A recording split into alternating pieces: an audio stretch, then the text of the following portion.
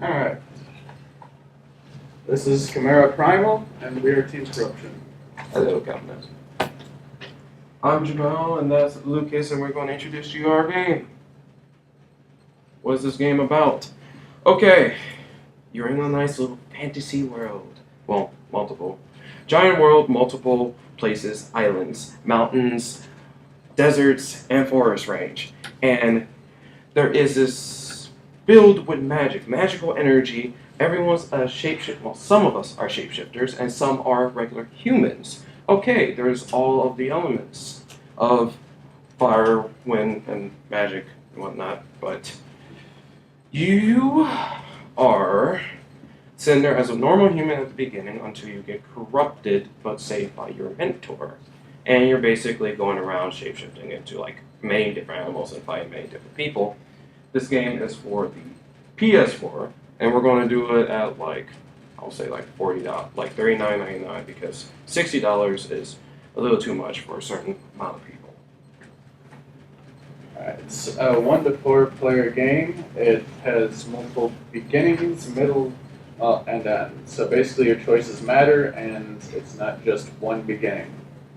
You can choose from 4 different paths. The Antashi and the Kiribane. The Antashis are your normal, regular shapeshifters, regular turn into animals. And the Kiribanes are those corrupted half-breeds between, like, you know that phase where you're like a human and an animal? Yeah, the Kiribanes are what you're stuck in as a middle, and you're slowly going insane and crazy and getting rather violent. Essentially, the main villain, which we'll get to later, has used magic, and it's ended up corrupting you, freezing you between your animal and human form. So you end up being corrupted further and further, losing your ability to think. So no shark heads. History. the history is more or less there was a ancient war between nature deities of light and then demonic deities of dark, more or less, and they used the shape-shifting magic to fight throughout the time, and they had far more advanced magic than you do currently in this world, in the current day of era. But the nature gods succeeded in sealing away the dark deities in the end. The magic is cut down to 5 different elements. five.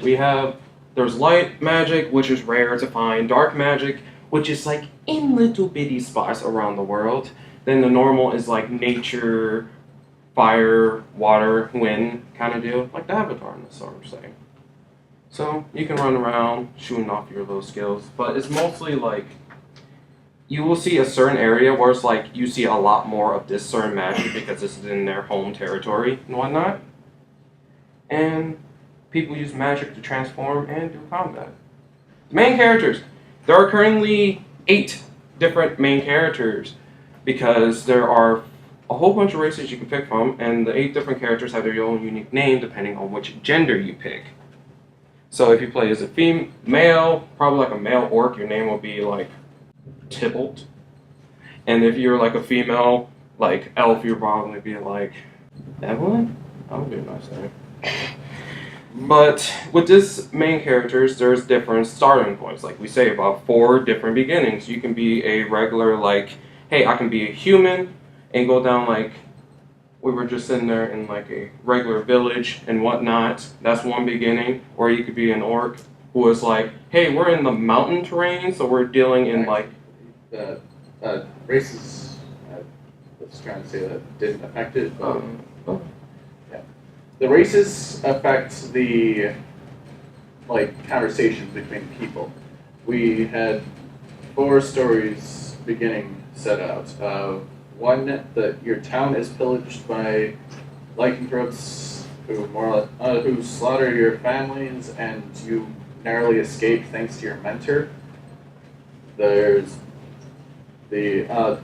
also, if you choose druid, or ranger, you can choose to be you can choose the path of your forest gets corrupted and you get locked into, you get corrupted yourself even, and then your mentor at some point fixes you partially, but for the beginning part of the game, you're stuck in hybrid mode or you're stuck in Cure Bane form until he teaches you how to properly shapeshift again. And then there's the Paladin and others. 8 classes: Blacksmith, Enchanter, Druid, Ranger, Paladin, Cleric, Sage, and Wizard. There's differences between forms and types of magic between those. They have somewhat similar. It's mainly just so that in co-op mode you can choose to be the same thing but have different stories. Not the same thing, but similar. Let's talk about the mentor. Mentor, you know, teacher, the dude that's in there, like the guy at the tutorial that saves you. Not save you. Guy at the tutorial say, hey, we're going to teach you how to be like an animal. We're going to teach you how to hunt. We're going to teach you how to survive and whatnot, because that will actually pay a little bit into the game. He's like the kind of guy that sticks with you until like the very end. Yeah, he more or less tells you about the ancient war and that the villain is screwing with the dark magic, which is the only magic that everyone has abandoned due to its having corrupting effects. Very bad side effects. And he is in turn actually one of the last remaining deities from the ancient times. And he's a Chimera himself. Yeah. It ends up being he has to use with magic after the first main boss battle so that you can start unlocking your forms. Basically the tutorial boss fight. Yeah. The villains and the bosses. The villain is that we've been talking about so far is actually someone who has lost their family due to what magic being very glitchy through time because it's starting to wear it down due to an imbalance.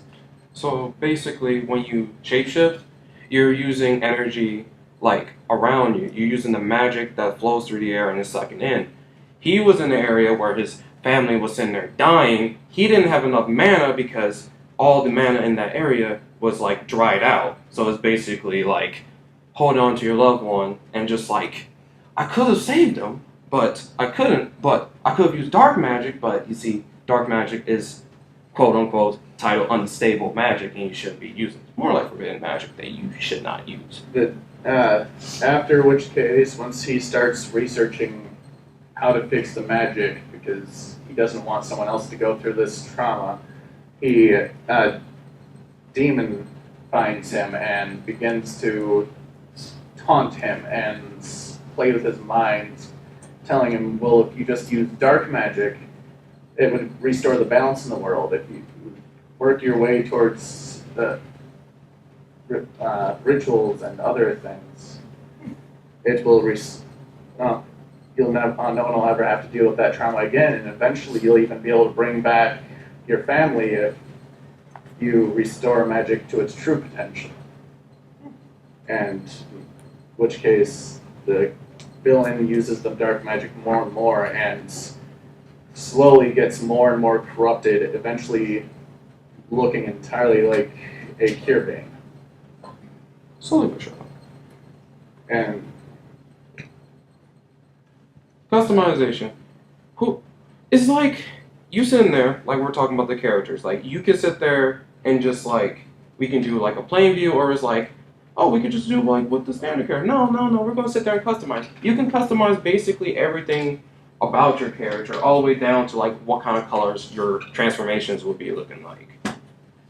So basically, you want to sit there and be like a sparkling rainbow-looking like animal running around killing people. You can do that. And you get the nickname of like Rainbow Dash or something like that. Complete customization all the way down to your species and what species you're going to do. Species is just more likely, let's say you're an orc. You're saying like, oh, my character's an orc. You will mostly see orcs giving you quests throughout the game, and basically saying this is my home species. So you can basically fight for them and whatnot and keep like. Essentially, depending on your race, you will have different prejudices placed upon you by different people throughout the world while you're also trying to fight through the Kirby. The mechanics are in you have your skill trees, which you can learn as your main like skills for your character to learn. So And then there's also another one for your animal form to also gain upgrades and other features through learning as you progress. So basically, there's a skill tree for you, like sitting there, like I want to use a spear weapon. Okay, you gain skills to using spear because you don't have to like fight lightning throws in your animal form. You can sit there and like defend yourself as a regular human, because when you shapeshift, that's using like a lot of mana. And with the skill tree for like turning into animals, you have your own particular perks. Let's say like one of my transformations I have on my skill set right now for my loadout, I am like, let's say I turn into a cheetah. So you get this passive skill like in your human state that you can run faster and do whatnot. And like a bear, you have higher health in this form. Then when you turn into it, it doubles because you're in that actual animalistic form. So, what's that? Armor and weapons. You can sit there and be a real cool dude and walk into battle without armor, like saying like I want to walk in there as like a lion, like I don't need armor, I could just fight there. Or you can put on armor. You can customize yourself and boost your defenses. Some animals really don't need armor, but armor is like useful in some cases, like fighting a dragon or some sort. And weapons, well, you can add extensions, like extension to your talons and claws for your animal form, or you can use basic like weapons for in human state, like a mace, bow, sword, shield, kind of typical weapons. Anything else? You can also use your magic to boost your weapons and armor to give you bonuses. That's the Viridio are creatures throughout the world left over from ancient war that were created by the ancient deities to fight against the demons, and they've just survived since then and become a regular part of life. You can have pet video, you can go out and hunt them. They have replaced most of the regular animals in the world. Yeah. So as you see, like, think you see a bird in the sky, that could be a random dude. Nope, it's probably just like a little squirrel bird or squirgin flying around, throwing nuts at people. DLC. It's an argumental thing because at the end of the game, let's say you beat the boss and whatnot, the DLC is like, oh dang, I didn't explain the romance system, did I? No, I did not. There's a romance system in the game where, let's say like this, you can marry someone, have like a wife and start a family and whatnot. The DLC, depending if you did do that factor, you could play as your child in the next DLC and the next extension. You can also play as yourself as a sort of new game plus continuation of it, keeping all your old stuff. But you can also just straight up start in the DLC as a new character entirely as a kid. And well, there's more to that. The DLC is essentially, regardless of how you defeat the villain in the end, through stopping their major ritual that should succeed and turn everyone into Peerbane, you can either end up just in a post-apocalyptic world where you get sent there through magic. You could lose, you could start up as your kid who starts some of your armor, or you could there could be a time of peace depending on if you stop the thing, whereas the demon that convinced the villain to do all this rises up and starts corrupting people again. Peace is light.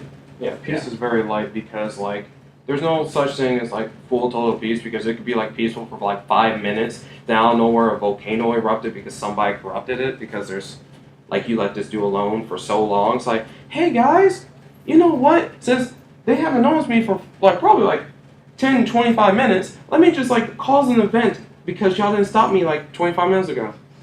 You thought I was some crazy guy. No, I'm actually a lunatic. Psychographic, we're mostly aiming for people who love playing fantasy games like Skyrim, Final Fantasy, who loves like seeing like non-human things, or mostly like the fantasy aspect. You enjoy like endless customization all the way down to like your toes and clothes and socks. And another thing is your choices does matter if you haven't heard that enough. Because I could say this like, okay, so here's a nice little choice. There is an enemy cap down the river. Like, down the river, you can sit there and go into the combat and it's like, oh, well, I can fight on my full health. Or I can sit here and poison this water that will drop him down to half health while going there and fight him perfectly fine and, like, make it easy. But while you're sitting there doing that, poison the water, you actually poison the water that's, like, way down the river towards the nearest village and end up killing, like, actually wiping them all out of existence.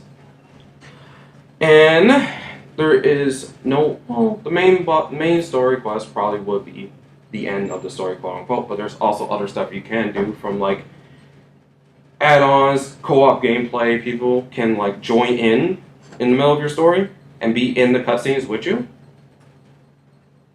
And if you enjoy nature and exploring, there's that, and it's a hack and slash because who doesn't want to go into combat fighting like 8 people at a time? The need of power is for 6, the people that wants to go around saying, hey, I want to slay people, but I don't really want to slay this area group of people. Creativity is more like any fight you go into, like I said, when you poison the water, that may have like very, very bad consequences. That poor little puppy. Sociability, it is multiplayer and co-op, so people can join in to do whatever shenanigans you want to do. If you want to blow up like a city, you can go blow up the city. If you want to go raid the village, you can go raid the village. If you want to like call a massive deicide on everything that lives, you can do that. Probably won't last long. Exploration, open world, sandbox mode because everything is constantly changing. And achievement. Who doesn't want to go around saying, hey, I killed this one raid boss that we could do as a party. We were the first ones to do that in like the whole world. The aspect of achievements also is mainly for you can achieve many different animal forms and unlock the skill trees and just, yeah. Any questions?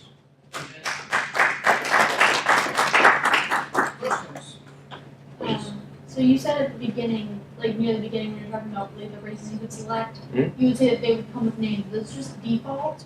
No, you can customize it. It's more like, ever heard of Mass Effect?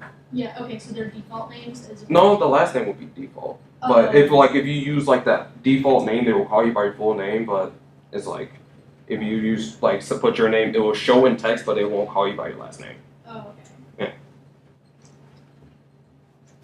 How many animals can you change it All right. There's an endless amount. I was gonna say, depending on your class, you get different amounts of starting classes or starting forms. Because the druid would get the druid and ranger get 4 starting forms, whereas I didn't end up getting into it. But the sage and wizard would get 5 because the wizard and sage in this world was a class that more or less spent their life researching all of the knowledge on shape-shifting and nature magic and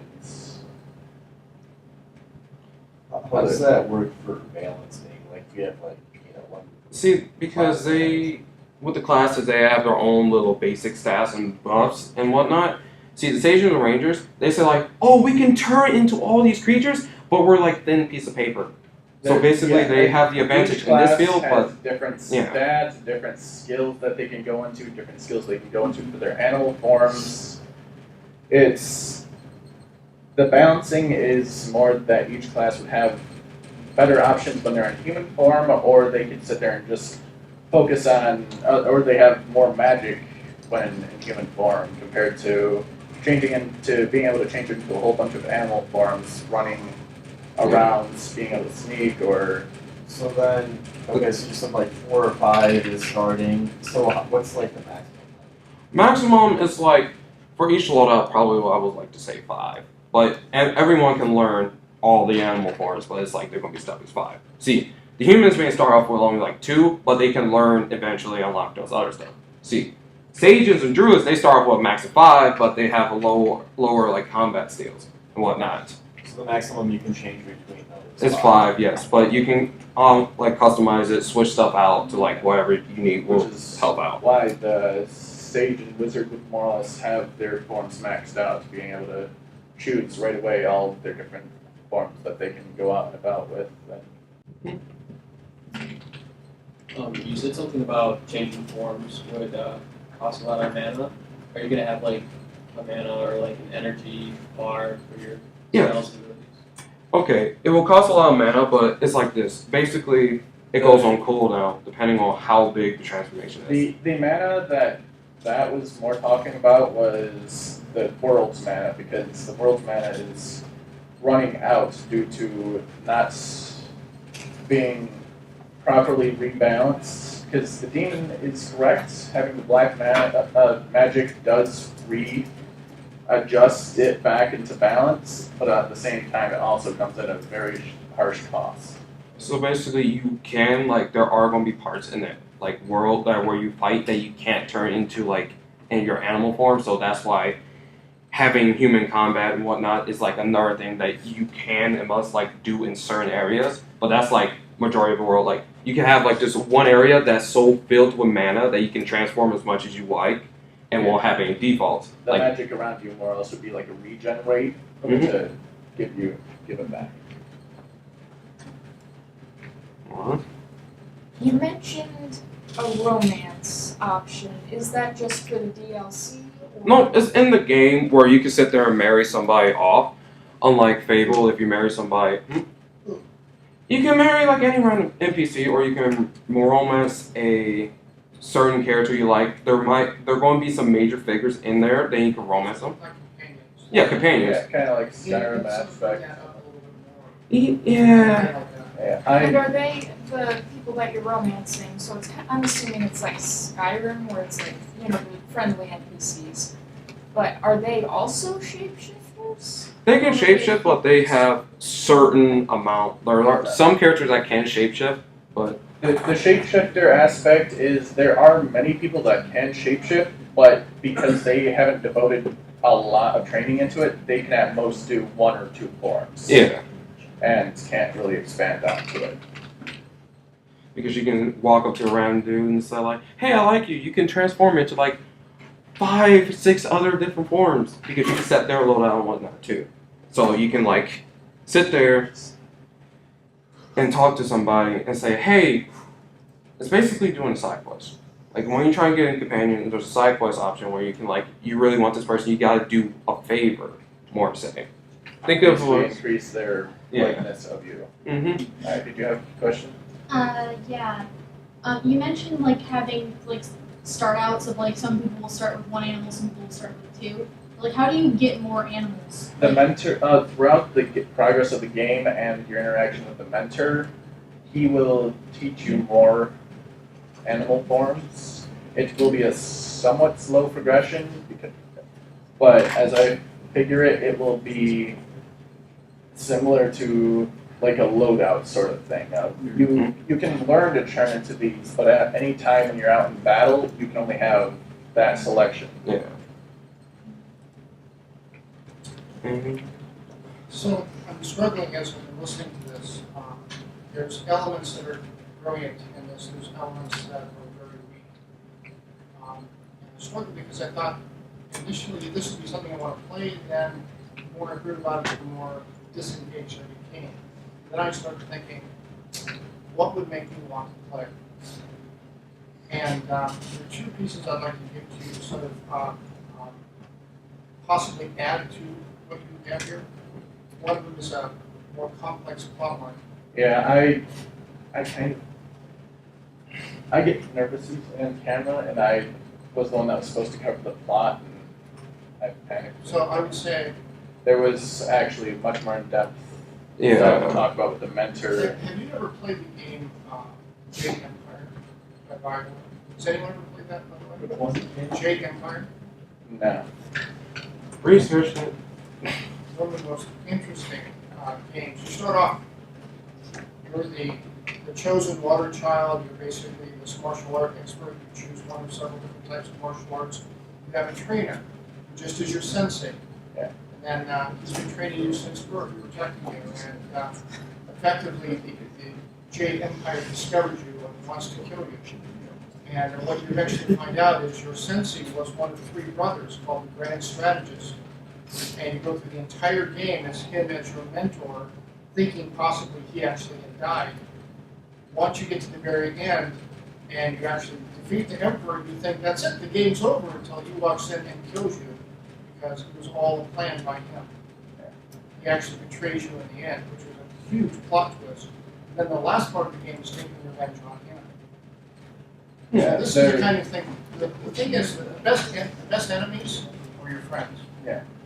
Those are the ones that get that surprise you, that betrayal, that. Well, and you need to have that there's sort of also feeling. supposed to be the aspect in there that I forgot to mention. That dragon that was on the villains page was your tutorial boss. You fight him, there's the mentor coming in trying to stop the demon that's also there along with the villain.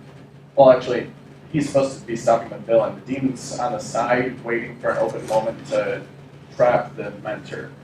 More or less, you are trying to stop the villain from fulfilling his first ritual to start the entire cure veins. You are after a certain kind of tier of actions, all of a sudden a dragon senses the dark magic being used. It enrages him. He breaks out of the mountain and starts attacking everyone because he's not sure who's doing it. The mentor is distracted with that. The demon takes advantage of that, corrupts him. The mentor has to go into animal form to protect himself from the corruption magic. And throughout the game, depending on your choices, you may have to fight your mentor depending on if you force him. That's good. Excellent. And another aspect I was thinking about, because it was from a game. I'm trying to remember. It was like this one dude, because I think y'all heard of it. This one dude that sits there, goes into his ghost-like form and corrupt people and hand marks them. I'm trying to remember. I can't think of it. But The other piece of this that I found was, what do I want to play as a player? And what became interesting to me is if, as I go through the skills, I gained, whether it was instead of lengthening my claws or sharpening my claws, I got another part of an animal I can create for myself. So in other words, instead of shape-shifting into a lion or a tiger or a bird, it's a conglomeration. And actually you see that unique form as you pick up different skills. Yep. That was the start of the J. That was the mixed creatures that you guys had. It was the Ishibrio or Ibrito. Iridio. Yeah, those. So can you choose to transform into those? Or? Yeah. you go. It, So that- it that- takes yeah, that training becomes and a interesting. bit of a little bit of grinding in order to do them. Either investigating them or hunting them and seeing how they respond and fight and everything in order to mimic them. So it's basic. I was gonna say the Uridos was they're the rare animals, but you gotta come in contact with them so you can transform into them. So it's more of that little Easter egg, little item you find during the open world, and then you can turn into them. They have their own little cool little stats. Oh, true. I guess they didn't replace most of the animals, but they are roaming throughout. I was just gonna say the game you're thinking of is Shadows of War. Thank you. That was the one I was thinking about because of the whole backstab feeling hey, I was your ally, but no, I like this guy better, so I'm gonna try to kill you and whatnot. Guys, good job. Thank you.